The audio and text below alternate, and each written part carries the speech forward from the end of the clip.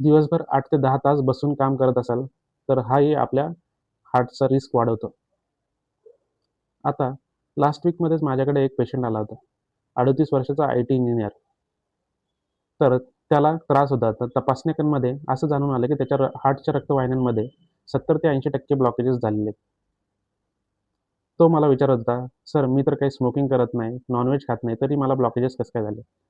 तर त्याच्या लाईफस्टाईलचा अभ्यास केल्यानंतर असं जाणवलं, की तो दिवसभर 8 ते 10 तास बसून काम करत होता आणि बसून राहिल्यामुळे आपले बरेच रिस्क फॅक्टर्स वाढतात. आपला रक्तप्रवाह मंदावतो, चरबी साचते आणि यामुळे ब्लॉकेजेसची रिस्कही वाढते. म्हणून आपण जर बैठे काम करत असाल, तर अधून-मधून दर 45 मिनिटं ते 1 तासाला थोडंफार चाललं पाहिजे.